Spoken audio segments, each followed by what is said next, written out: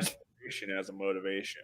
And I'm assuming you picked that because of Raising Arizona, because I like that was. Wait, Am I what? right? What? I didn't hear what you said.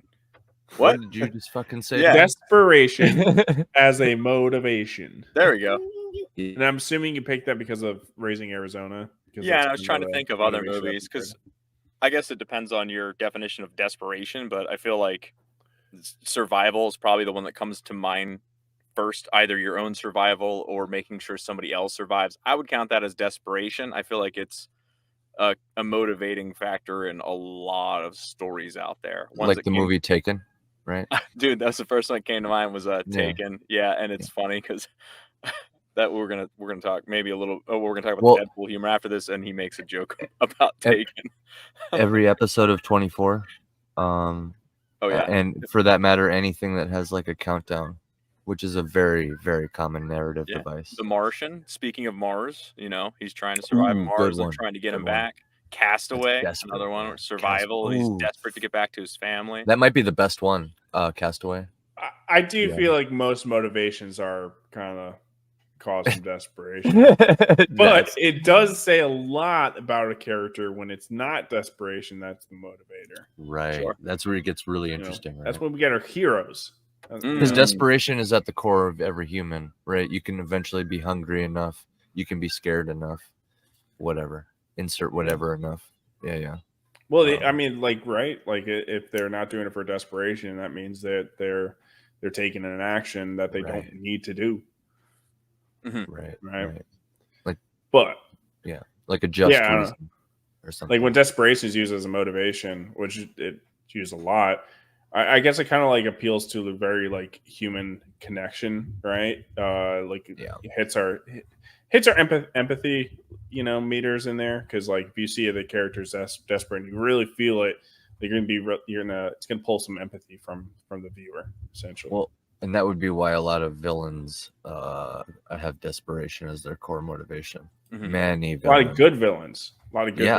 And that's a little bit the gray, like the gray morality villains are doing stuff out of desperation, not because they need to, right? Like not Mad Max in Raising Arizona. He clearly had a baby. He clearly had a baby, and he was only doing what he was doing out of desperation. Ball with the ball, the bang, the dang, dig. Set the boogie, sit up, jump the boogie.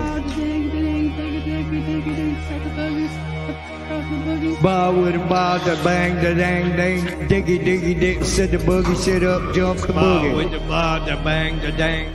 It's Kahuna. Oh, okay. I was wondering if that was the song. Fucking sack of shit. I was like in the zone. I was starting to get hypnotized. Frankly, I've talked to. I have an insider. Her name is Caroline. She says there's a lot of corruption in the system, a lot of false votes, a lot of 4 a.m. ballot dumps. You wouldn't believe the things he said. And so instead of watching a movie with one of the coolest cars of all time, we also got our guest here. Good timing, dude. What up, guys? I've been ripping on Joe for yeah. We're done stalling, guys.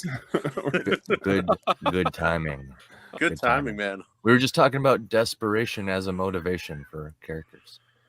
Oh yeah. Well, it's a good motivation for most characters, because a lot of people do things they wouldn't normally do when they're desperate. So Yep. Yeah. Okay. And then Robert Downey Jr. Exactly. He needed that money. But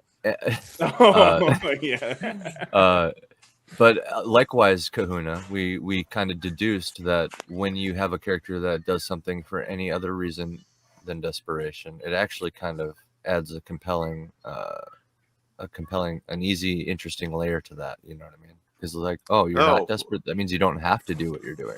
What are you doing? Yeah, like the Nicolas Cage in that damn movie. It's like he did not need to do most of the things he did in that movie. His wife wanted him to. He needed to. Oh yeah. Yeah, he needed to. Until she didn't want him to. But then he still. Yeah. Well, we talking about mad Mandy? at him. Yeah, she did. Yeah, I bet your ass she did, dude. Yeah. He's like, I went in there, I scoped him out. He's like, no, get back in there and get one of those damn kids. But hey, that's why he's not a villain, right? Because they did it out of desperation. They did it. He's technically an evil act, right? But reluctant hero. Yeah. He kind of a douche. He was robbing people. He got a couple chances in there, right? I think he occasionally showed himself to be human. I don't think any of his actions were particularly heroic. Yeah.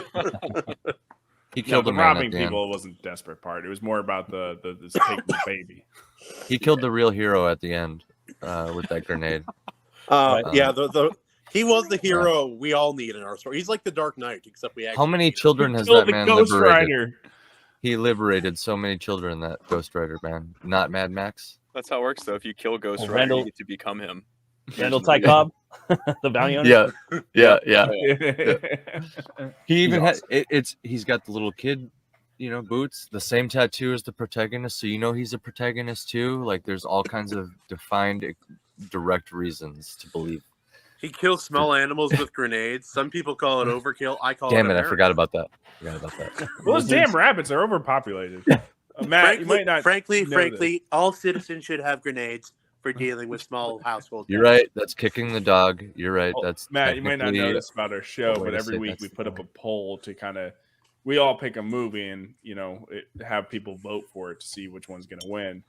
And along with Raising Arizona, we also had Ghost Rider up there, which tied for the win. So that's why it's actually funny to see. Was that? It's a hard pick. I own both on DVD. It's a hard pick, man. I actually liked Mark Steven Johnson's Ghost Rider. I like Sam Elliott in there. That's pretty entertaining. Sam Elliott being there was just a little icing on the cake. I did enjoy it. Yeah, that movie gets ragged on. I think it's kind of a sleeper hit, and I wouldn't be surprised if it's back up on the polls at some point. I think honestly, there's enough fun Nicolas Cage flicks. We could probably do this 2 more times easily. For me, I always preach about Cage. For me, he is like our Peter Cushing, Christopher Lee, and Vincent Price put together. He's the only one with actual balls on the table, creating art for Hollywood. I think for a minute there, he was just trying to evade tax, the taxes or whatnot evasion. But it became an art for him, and he's just putting them out. All of his movies are entertaining, even if they're trash. But they're darn entertaining. Oh yeah, And it's like some of the movies like he's in are also the best movies of other people too. Like I think The Rock is the best thing Michael Bay has ever done. I adore that film, and he just happens to be in it. Isn't it weird that he's kind of the normal fucking movie? Yeah, because of Desperation. Yeah. No, that's definitely a factor. He does seem like a desperate fellow. Like even my pick, Gone in 60 Seconds, is like, oh, I live clean, man. I just like rent little golf carts to kids, man. I don't do that anymore. He's like, yeah, but this gangster is going to kill your brother unless you steal 50 cars in one night. He's like, oh, all right, I guess I'll do it. Yeah, Desperation. The movie Speed, Desperation. It's always Desperation. It's always. It's Keanu Reeves doesn't count. Die Hard on Wheels. Yeah. Remember Keanu Reeves when he was younger and he's trying really hard to act and he almost got there a couple of times. Don't get me wrong. I love the guy, but like finally watching some of his movies, like John Wick when he's older, I'm like, oh, he can act. He did it. Guys, have you not seen Bill and Ted? Dude, come on. Oh yeah, he did famously go viral, the equivalent of viral back then, for like some of the his English accent is on several lists for the worst English accent of all. Yeah, Dracula. Yep. Like, so that's fantastic. What are you talking about? You know nothing but accent. Probably my favorite movie. Easily my tied for the top position of favorite movies of all time. That movie is so good that they needed him in there to bring the balance up because his accent is so bad. It's like, the movie's really, really good. You know what really, really, really bring it back down to a B movie level? What? The worst English accent you've ever heard. You won't believe this guy. Yeah, and his mom's British too. His mom's British too, so it's kind of weird. But you look at something like, what was the Napoleon movie, and what's his name? Phoenix River. Walking Phoenix. Walking Phoenix. That guy. Walking Phoenix. Walking Dead. Not Running Phoenix. Walking Phoenix. He doesn't even. He try ain't to flying do an Phoenix. accent. At least Keanu tried. Okay, maybe he couldn't do it, but he tried. It was like a 3-year-old trying to, balance a family's checkbook. But yeah, he did try. That's right. A valiant effort. There we go. See. You just watched a clip from the Iron Seas podcast. Make sure to like this, subscribe, it helps us out a little bit. And please catch the show live at 9:30 Eastern every Tuesday.